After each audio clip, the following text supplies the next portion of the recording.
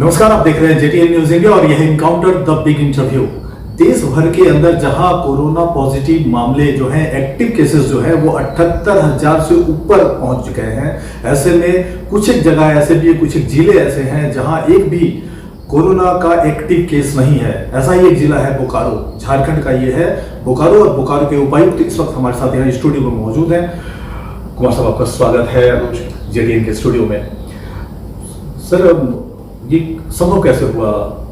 जो administrative setup है आप लोगों का, वो तो हम लोग आज कर रहे हैं और हम लोग कवर भी कर रहे हैं उसको लगातार। और लेकिन अब ब्रीफ हमको आप ये कर दीजिए कि ये जीरो तक आप कैसे पहुंचे, जबकि सबको पता है कि एक जो 10 केसेस जो आए हुए थे उसमें एक डिक्रीज हुआ और उन लोगों को फिट करके मेडिकली उनको घर भेजा जा चुका है। और आज आपके जिले में एक भी जो केस है कोरोना का वो एक्टिव नहीं है। बस इसका जो मूल मंत्र है यही है कि जो इफेक्टिव जिसको कंटेनमेंट प्लान कहते हैं उसको हम लोगों ने इंश्योर किया।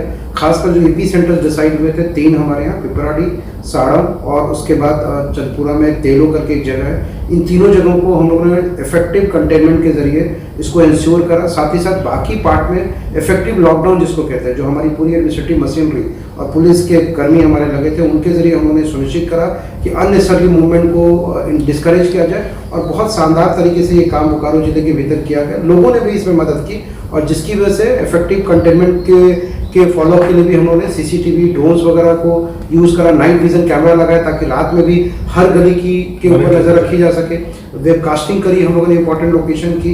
और ग्रॉसरी और एसेंशियल्स के फूड सपोर्ट को हम लोगों ने मेंटेन करके रखा, तो पैनिक भी क्रिएट नहीं होने दिया। और यही वजह है कि सप्लाई सिस्टम नॉर्मल, एग्जैक्टली, तो सप्लाई चेन सिस्टम को भी बहुत स्मूथ रखा गया जिले के भीतर, जिसमें कि एसडीओ ने बड़ी इंपॉर्टेंट भूमिका निभाई और बाकी पदाधिकारियों ने बहुत अच्छा काम किया। और जिसकी वजह से इवन डाउन द लाइन आपको कोई खबर जो है दूसरे दिन तक नहीं दिखाई पड़ी जिसमें कि किसी चीज़ की क्राइसिस होते हुए जिले में दिखाई पड़े। तो दैट वाज द रीजन कि लोगों ने डिसिप्लिन को सुनिश्चित करने में सहयोग करा, हमने डिसिप्लिन को इन्फोर्स करा, लॉकडाउन को इफेक्टिव बनाया और कंटेनमेंट को शानदार तरीके से हम लोगों ने सील करके जो बफर एरिया और कंटेनमेंट एरिया था वहाँ जो निगरानी, जो पहरेदारी और जो सहभागिता रहनी चाहिए थी घरों में रहने वाली, उसको सुनिश्चित करा। कौन सा एक चीज़ और भी है कि हम लोग बात कर रहे थे कि जो आपके एक्टिव केसेस आए थे बोकारो जनरल हॉस्पिटल के अंदर, तो जो वहाँ की मेडिकल टीम है, तो उस मेडिकल टीम को लेकर के आपके ऑब्जर्वेशंस क्या रहे इस पूरे दौरान? फ्रंट वॉरियर्स थे इस पूरे ये में। एग्जैक्टली, जो हमारे डॉक्टर्स हैं बीजीएच के और इवन जो वहाँ की नर्सेज हैं, जो वहाँ के स्टाफ है, supporting staff, in fact even civil surgeon, उनकी पूरी टीम। चूंकि हम लोग कई बार कोरोना के ट्रीटमेंट की बात कर रहे हैं, कोरोना की सैंपलिंग से ही पूरा किस्सा शुरू होता है कि अगर हम किसी सस्पेक्ट की सैंपलिंग करते हैं उसके लिए बड़ी संख्या में जो हमारे लैब टेक्नीशियंस हैं, जो हमारे हेल्थ डिपार्टमेंट के वर्कर्स हैं, पैरामेडिकल स्टाफ्स हैं, वो रोज़ उनकी सैंपलिंग कर रहे हैं और हज़ारों हज़ार सैंपलिंग के भीतर जो है कुछ केसेस आते हैं। इसलिए सैंपलिंग बड़ी महत्वपूर्ण होती है कि उसको प्रोफेशनली किया जाए। वो फ्रंट वॉल्यूम ऑफ सैंपल, जो वॉल्यूम ऑफ सैंपल है that is very important in fact to decide कि कोरोना के सस्पेक्ट को कितना प्रोफेशनली हम लोग आइडेंटिफाई कर पा रहे हैं। तो पहल उन्होंने भी बहुत शानदार काम किया है। इसके अलावा बीजेच के जो डॉक्टर्स हैं, जब 10 केसेस हमारे यहाँ टोटल है, एक अनफॉर्चुनेट डेथ हमारे यहाँ हुई जिसमें कि कार्डियक अरेस्ट के साथ साथ जो है वो कोरोना पॉजिटिव था उसी दिन पाया गया। हाँ, बहुत कॉम्प्लिकेटेड केस था और ऑलरेडी 75+ आदमी व्यक्ति थे वो, और उन्होंने 2 जगह पे ऑलरेडी जो अपना ट्रीटमेंट कराया था, पिछले 2 साल से अस्वस्थ थे और उनके जो उनके ऊपर कार्डियक अरेस्ट हुआ और सेम डे रिपोर्ट भी कोरोना पॉजिटिव किया। तो डेफिनेटली हम लोगों ने उस डेथ को कन्फेस करा ऑफिशियली। लेकिन इसके बाद भी जो 9 केसेस आए उसमें 75 से 80 साल के बुजुर्ग व्यक्तियों को भी ट्रीट करके और सबसे यंगेस्ट जनरेशन को भी हम लोगों ने क्योर करके भेजा। ये बीजीएच के डॉक्टर्स की, स्टाफ्स की, नर्सेज की शानदार सफलता है और मुझे पूरा भरोसा है कि टीम ऐसे ही आगे भी जो है अगर कोई इस तरह की क्रिटिकल कंडीशन आती है तो उसमें परफॉर्म करेगी। इसलिए इन सभी फ्रंट लाइन हमारे हेल्थ ऑफिशियल्स को, वर्कर्स को बहुत बहुत साधुवाद। कौन सा एक और चीज़ हम लोग देख रहे हैं कि कोरोना थ्रेट के बीच में और कोरोना पीरियड में जो रिलीफ वर्क है उसका वॉल्यूम बहुत बड़ा है, उसका दायरा बहुत बड़ा है।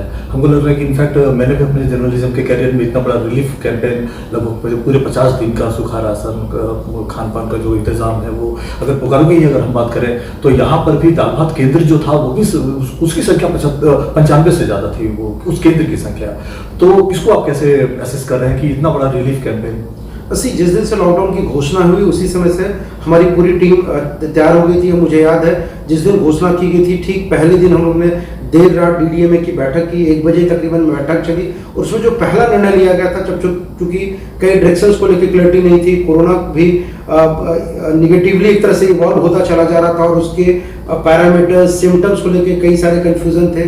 तो लेकिन जो सेट उस समय तक का जो सेट प्रिंसिपल था उसके अकॉर्डिंगली हम लोगों ने कॉल लिया और मुझे याद है कि 1 सप्ताह के भीतर हम लोगों ने लगभग 249 पंचायतों के भीतर हम लोगों ने जो ड्राई राशन की चीज़ें थी वो पहुंचवा दिया था। इनफैक्ट मुझे याद है कि मैंने झुमरा पहाड़ी के आसपास के क्षेत्रों में जब भ्रमण किया, चतुरचट्टी पहुंचा, पंचायत भवन विजिट किया, तो वहाँ पे हमारे यहाँ का भेजा हुआ जो चूड़ा और गुड़ था इनफैक्ट ड्राई राशन के तौर पे वो उपलब्ध करा दिया गया था। इसके अलावा चावल और दाल इंस्टेंट रिलीफ इनफैक्ट तो पहली प्रायोरिटी थी कि इंस्टेंट रिलीफ दी जाए, सो लॉकडाउन की वजह से कोई क्राइसिस या भुखमरी की स्थिति पैदा नहीं हो। दूसरा, राज्य सरकार का जो एक नीतिगत फैसला था जिसमें एडवांस राशन देने का, ड्राई राशन देने का प्रावधान किया गया, उसकी लिफ्टिंग करना और उसको घर घर तक पहुंचवाना वो बड़ा चैलेंज था। कई कंप्लेंट्स भी बीच में आई क्योंकि जो व्यवस्था थी अचानक जो है इस हार्डशिप की इंटेंसिटी बहुत बढ़ गई थी और टीम तो हमारे पास वही थी जो पहले से जिले के भीतर मौजूद थी, तो उसकी निगरानी और बाकी करके ही काम करना एग्जैक्टली, तो उसको एक्टिवेट करना, लोगों को मोटिवेट करना और जो निश्चित तौर से बहुत डेस्परेट थे उनको चिन्हित करके अलग करना और लीगल एक्शन लिया जाना भी था। और इसके अलावा जो है कई समाज का एक बड़ा तबका था जो कि इस राशन के भरोसे केवल सर्वाइव नहीं कर सकता था। राशन मिलने के बाद भी ऐसा वर्ग है जो होमलेस है, जो स्टैंडर्ड लेबरर्स हैं, अलग अलग पॉकेट से आके फंस गया और उनके पास इमीडिएट कोई स्कीम या बेनिफिट उनको नहीं मिल रही थी। तो दाल भात केंद्रों के जरिए जो है उन तक ये लाभ पहुंचाया जाना और उसके बाद पुनः मुख्यमंत्री दीदी किचन जो माननीय मुख्यमंत्री जी के दिशा निर्देश पे सभी जगहों पे सभी पंचायतों में खोला गया। इसकी कुल संख्या मैं आपको बताऊं तो 107 दाल भात केंद्र आज की तारीख में और रफली 300 हमारे मुख्यमंत्री दीदी किचन चलाए जा रहे हैं जिसमें लाखों की संख्या में लोग जो है भोजन कर रहे हैं। तो इसकी निगरानी भी अपने आप में बड़ी इंपॉर्टेंट थी। पूरे सिस्टम को चलाना अपने आप में एक चुनौती तो है ही, लेकिन एक और चुनौती भी खड़ा हो गया। जो प्रवासी मजदूर आ रहे हैं, जो स्टूडेंट्स आ रहे हैं या जो बाहर तो फंसे हुए लोग हैं वो वापस अभी लौट रहे हैं, तो ये लगता नहीं कि नया थ्रेट है?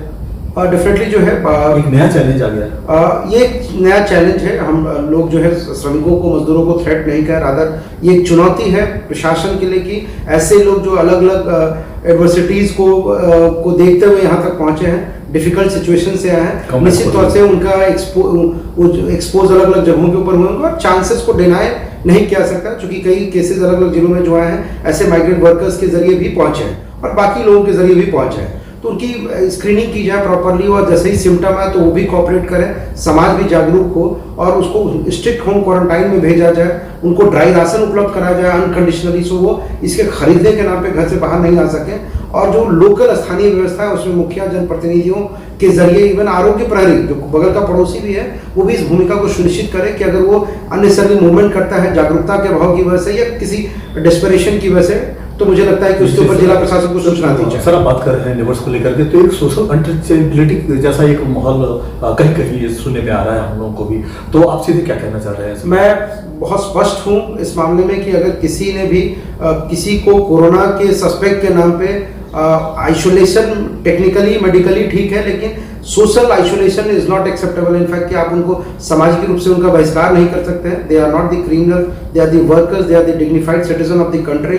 तो हमें उसकी रिगार्ड भी करनी चाहिए और डेफिनेटली स्ट्रिक्ट होम क्वारंटाइन में रहे, लेकिन इसके रिगार्डिंग किसी तरह का र्यूमर या कोई अननेसेसरी इस तरह की चीज़ों को स्प्रेड करने की कोशिश करता है तो पूर्व में भी कुछ लोगों को जिला प्रशासन ने जेल की हवा खिलाई है, आगे भी हम लोग ऐसा काम करेंगे। अगर कोई कंफ्यूजन है तो उसको लेकर आप जिला नियंत्रण कक्ष में कॉल करके 222-111 पे या 100 नंबर पे डायल करके सूचना दें, अफवाह ना फैलाएं, अफवाह से बचें, उनको निश्चित तौर से होम क्वारंटाइन के लिए प्रेरित करें, सुनिश्चित कराएं, लेकिन उनका किसी तरह का बहिष्कार जो है वो स्वीकार्य नहीं है। कौन सा एक और चीज़ है कि लोगों के मन में परसेप्शन भी आ रहा है कि जो रेड जोन या कंटेनमेंट एरिया से जो आ रहे हैं लोग यहाँ पर, तो ऐसे लोगों को जिला प्रशासन अपने स्तर पे कैसे डील कर रहा है कि रेड जोन से जो लोग यहाँ माइग्रेट कर रहे हैं उनको कैसे डील कर रहे हैं? मैं आपको एक जनरल अंडरस्टैंडिंग देता हूँ कि मोटे तौर पे माइग्रेंट वर्कर्स का जो मेजर कॉन्सेंट्रेशन है वो रेड जोन एरिया में। रेड जोन एरिया मोटे तौर पे क्या है, जहाँ पे भी इंडस्ट्रियल सेटअप है, जहाँ पे अर्बन जो सबसे मेगा जो कह सकते हैं कॉस्मो सिटीज हमारे हैं लाइक दिल्ली, चेन्नई, मुंबई, सूरत, ऐसी सभी जगह जो है रेड जोन के दायरे में आती हैं। और माइग्रेंट वर्कर्स का मेजर कॉन्सेंट्रेशन भी इसी पॉकेट में है। इसलिए जो इंस्टीट्यूशनल उनका ट्रांसपोर्टेशन हो रहा है या इंस्टीट्यूशनल जो उनका आवागमन हो रहा है, इनफैक्ट जो ट्रेन के जरिए हम लोग ला रहे हैं, उसमें भी राज्य सरकारें कोशिश कर रही है कि रेड जोन से जो है इन प्रिंसिपल जो है फिल्टर करके लोगों को लाया जाए। लेकिन जो भी लोग आ रहे हैं संस्थागत तरीके से या किसी अन्य माध्यमों से भी चूंकि आ जाते हैं, तो उनको उनकी स्क्रीनिंग कराना, उनकी हेल्थ स्क्रीनिंग करना, उनका टेम्परेचर लेना और उनको स्ट्रिक्ट होम क्वारंटाइन सुनिश्चित करने का हम लोगों ने मॉडल बनाया है। उसको लेके हम लोग रेड जोन के लोगों को डोर टू डोर जाके चेक करने की प्रोटोकॉल को हम लोगों ने दिन में 2 बार रखा है आज की तारीख में, कि दिन में 2 बार क्रॉस चेक किया जाए कि वो अपने घर के भीतर है कि नहीं। फिर आरोग्य सेतु ऐप के जरिए और फिर कुछ लोगों को वीडियो कॉल के जरिए, जिनके पास स्मार्टफोन्स हैं, उसके जरिए निगरानी रखी जा रही है। और उसमें सैंपलिंग का परसेंटेज भी बहुत ज़्यादा है। लाइक हम लोग सबसे ज़्यादा जो सैंपल्स उठा रहे हैं वो रेड जोन एरिया के लोगों के बीच में से ही उठा रहे हैं। तो यही वो तरीका है जिससे इन चीज़ों को मिनिमाइज किया जा सकता है। कोई फुल प्रूफ तरीका इसका नहीं बनाया जा सकता है। आप बोल रहे कि फुल प्रूफ तरीका नहीं बनाया जा सकता है, लेकिन एक चीज़ और भी है कि कोरोना का जो पीरियड है, बहुत सारे एक्सपर्ट भी ये मान रहे हैं कि ये अब जीवन का एक हिस्सा हो जाएगा, लंबे समय तक हमको कोरोना के साथ जीना पड़ेगा। तो वाकई as a deputy commissioner Bokaro, as a legal custodian of Bokaro and as a citizen of this country and as a family member of your own family, आपको लगता है कि कोरोना हमारे जीवन का हिस्सा हो गया है? क्या कुछ बदलने जा रहा है कुमार साहब? अस्सी जो सबसे तकलीफदेह स्थिति है कि पूरी दुनिया का तकरीबन पिछले 2-2.5 महीने से हम लोग इसके ऊपर 2 महीने से हिंदुस्तान की अगर बात करें तो 2 महीने तक पूरी कंट्री एक तरह से सस्पेंडेड मोड में, जिसको कहते हैं स्थगन की मुद्रा में है या होल्ड कर दिया गया है। लाइक कि आप कॉल लगाते हो और आपको होल्ड कर दिया जाए और आपको ये पता नहीं कि अब होल्ड जो है कब अनहोल्ड होना है टाइप्स। तो अभी जो संकट है वो यही है कि कोरोना का ट्रीटमेंट कब आना है, कब वैक्सीन आनी है, उसको लेकर लगातार एफर्ट्स तो अलग अलग वर्ल्ड के अलग अलग जो साइंटिस्ट और रिसर्च स्कॉलर्स हैं वो दे रहे हैं। एग्जैक्टली, लेकिन ये होल्ड वाला कॉल कब अनहोल्ड करा जाएगा इसको लेकर क्लैरिटी नहीं है। यानी अब कोरोना के साथ जब तक इसका कोई ट्रीटमेंट नहीं आता है, आपको जीने की आदत डालनी पड़ेगी, क्योंकि जीवन को बहुत दिनों तक स्थगित नहीं किया जाता है। कई बच्चे बच्चियां ऐसे छोटे छोटे यंगर जनरेशन के लोग जिनको ये भी क्लैरिटी नहीं कि वो 2 महीने से एक फ्लैट के भीतर क्या कर रहे हैं टाइप का। तो कई जो है बुजुर्ग लोग हैं जो ऑलरेडी हेल्थ कंडीशन इनकी पुअर है और उनका मूवमेंट वगैरह रिस्ट्रिक्टेड है, और रीजन भी बहुत क्लियर है कि वो बहुत वल्नरेबल एज ग्रुप को रिप्रेजेंट करता है। तो उनको लेकर चिंताएं भी हैं जो वाजिब हैं, लेकिन चीज़ों को बहुत हद तक स्थगित मुद्रा में नहीं रखा जा सकता है। इसलिए लॉकडाउन में कई रिलैक्सेशन जो है गवर्नमेंट ऑफ इंडिया ने दिए हैं और फेज आउट करा है टाइप का, जिसमें कि कई सारे रिलैक्सेशन दिए गए। लेकिन ये हमें अपने आचरण का, अपनी आदत का हिस्सा बनाना पड़ेगा कि हम सोशल डिस्टेंसिंग को, मास्क को और हैंड वॉश करने को, हैंड को सैनिटाइज करने को अपने आचरण का हिस्सा बनाना है। अगर हमें सर्वाइव करना है, कोरोना से बच के सर्वाइव करना है, तो ये हमें इन 3 चीज़ों को थंब रूल बनाकर जीवन में इसका अनुपालन करना। कुमार साहब, आप इस वक्त आप स्टूडियो में मौजूद हैं और एक पब्लिक ओरिएंटेड सवाल है, बहुत सारे ऐसे दर्शक हैं जो इस सवाल का जवाब सीधे आपसे सुनना चाहेंगे। वो है कि जो पब्लिक स्कूल और जो प्राइवेट स्कूल का जो अभी लॉकडाउन पीरियड के अंदर जो फी का जो मामला है, वो आपने भी चिट्ठी जारी की है संबंधित सभी स्कूलों को, बोकारो जिले में आपने चिट्ठी दी है, जो राज्य के शिक्षा मंत्री है उन्होंने भी एडवाइजरी दिया है, उनका भी सलाह आ गया है कि स्कूल इस लॉकडाउन पीरियड में ना दें। एक्चुअली क्या होने जा रहा है इस पूरे मामले पर? बस ये स्कूल मैनेजमेंट कमिटीज़ का जो है अपना कॉल है। मैंने भी जो है एडवाइजरी इशू की है सभी कंसर्न स्कूल अथॉरिटीज़ को, और ये एक्सपेक्ट करा है कि चूंकि जो क्राइसिस है वो इस लेवल पे मैग्नीफाई कर गई है कि कई पेरेंट जो है इसको अफोर्ड कर पाने की पोजीशन में नहीं है। इसलिए जो है वैसे इस पीरियड के लिए, लॉकडाउन अवधि की जो है स्कूल फी नहीं लेने की सलाह दी गई है। और मैंने पहले दिन से ही रिपीटेडली कहा है कि ये एक एडवाइजरी है जिसको इन्फोर्स करने के लिए कोई लीगल इसका कोई बेस नहीं है, लेकिन ये एक्सपेक्टेड है। और चूंकि ये एक एडवाइजरी जो है डिस्ट्रिक्ट एडमिनिस्ट्रेशन के द्वारा जारी की गई है, माननीय मंत्री जी के ने भी जो है अपने स्तर से पत्र जो है लोगों को भेजा है, जिलों के उपायुक्तों को भी पत्र प्राप्त हुआ है। तो इस एडवाइजरी का अनुपालन जो है करने के लिए लोग, स्कूल मैनेजमेंट कमेटी जो है डेफिनेटली अपनी फिनेंशियल पोजीशन और अपनी फिजिबिलिटी को क्रॉस चेक करते हुए एक कॉल ले सकती है। और निश्चित तौर से मैं कहूँगा इस क्राइसिस में हर कोई अलग अलग तरीकों से कंट्रीब्यूट कर रहा है। कई स्कूलों की तरफ से भी बड़ा एक मेजर सपोर्ट जो है अलग अलग हिस्सों में डिस्ट्रिक्ट एडमिनिस्ट्रेशन को मिल रहा है सभी जगहों के ऊपर। इसलिए ऐसा नहीं कि उनका अप्रोच नेगेटिव है, लेकिन जो अफोर्ड करने की पोजीशन में है उनको डेफिनेटली एक कॉल लेने की जरूरत है, और यही हमारी अपील जो है पुनः आपके जरिए भी। इस पूरे पीरियड के दौरान हम लोग देख रहे हैं कि कोरोना को लेकर के जो पूरा जिला प्रशासन है एक्टिवेटेड है, बहुत परेशानी भी है, और आप बहुत राउंड द क्लॉक बिजी भी रह रहे हैं इस पूरे ये के दौरान, और अपने अपने वक्त शेड्यूल से आप काफ़ी बिजी थे, हम लोग को वॉच भी कर रहे थे इसको। और आपने अपने व्यस्तम कार्यक्रम से आपने वक्त निकाला है और आपने JTN स्टूडियो के लिए इतना वक्त दिया, आपका बहुत बहुत धन्यवाद।